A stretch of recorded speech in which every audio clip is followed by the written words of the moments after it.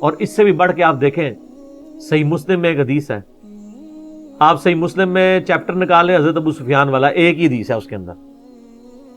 حضرت ابو سفیان کی فضیلت میں یہ ایک حدیث آپ کو ملے گی صحیح مسلم کے اندر. اس میں ملے گا کہ حضرت ابو سفیان جب اسلام قبول کر لیتے ہیں فتح مکہ کے موقع پر, تو نبی اسلام سے آ کے ریکویسٹ کرتے ہیں, یا رسول اللہ صلی اللہ علیہ وآلہ وسلم, مسلمان تو نہ مجھے اچھی نظر سے دیکھتے ہیں نہ میرے پاس بیٹھتے ہیں.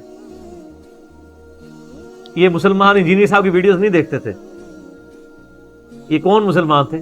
صحابہ کرام. کیوں نہیں تھے بیٹھتے؟ بھئی ایک دن میں تو کسی کے دل میں کسی کے لیے محبت تو نہیں آ سکتی نا. جب آپ نے کئی سال پوری زندگی اس کے ساتھ لڑائیاں کی ہوں 22 سال تک, اچانک وہ کلمہ پڑھ لے تو آپ کو پھر ہضم بھی نہیں ہوتا.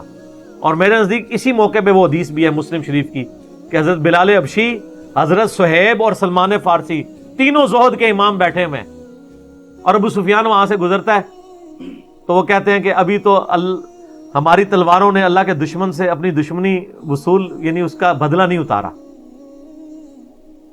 تو حضرت ابوبکر وہاں سے گزر رہے ہوتے ہیں. حضرت ابوبکر کہتے ہیں تم مکے کے سردار کے بارے میں ایسی لینگویج تو نہ استعمال کرو.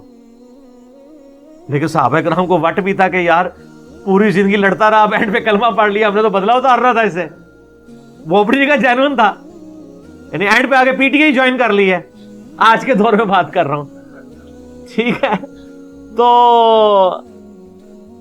نبی صلی اللہ علیہ وآلہ وسلم کو جا کے حضرت ابوبکر صدیق نے جا کے بتایا کہ یا رسول اللہ صلی اللہ علیہ وسلم یہ دیکھیں, یہ بلال حبشی کو, سلمان فارسی کو اور صہیب کو ابو سفیان کے بارے میں کیسی بات کر رہے تھے, تو میں نے ان کو منع کیا.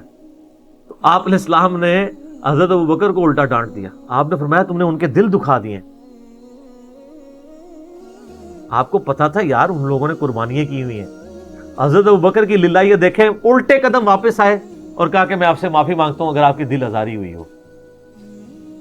ہائے ہائے ہائے, یہ بالکل فٹ ان بیٹھتی ہے مسلم شریف کی والی حدیث دوسری حدیث میں. اچھا اس مسلم شریف کی حدیث میں آتا ہے نہ مسلمان میرے پاس بیٹھتے ہیں نہ میری اچھی نظر سے مجھے دیکھتے ہیں. تو یا رسول اللہ میری کچھ خواہشات اگر آپ پوری کر دیں. آپ ہمیں بتاؤ کہ یا رسول اللہ میری بیٹی ہے ام حبیبہ, اگر آپ اس کو اپنے نکاح میں لے لیں, میرا آپ کے ساتھ ایک رشتہ قائم ہو جائے, مسلمان مجھے رسپیکٹ دینا شروع کر دیں گے. اور یہ میرا بیٹا ہے معاویہ, اس کو آپ اپنا نائب منشی رکھ لیں, یہ کاتب ہے, آپ کے لیے خط و کتابت کر دیا کرے گا. آپ فرمایا ٹھیک ہے, نام, مختصر جواب. اور تیسرا, مجھے کسی جہادی لشکر میں بھیج دیں کہ پہلے تو میں اسلام کے خلاف لڑتا رہا, میں اسلام کے لیے بھی لڑ لوں. آپ فرمایا اچھا.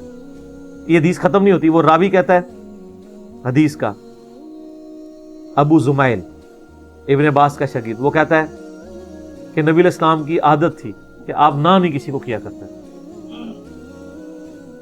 اگر ابو سفیان خود سے نبی علیہ السلام کو یہ ریکویسٹ نہ کرتا تو آپ کبھی بھی یہ تینوں خواہشات اس کی پوری نہ کرتے.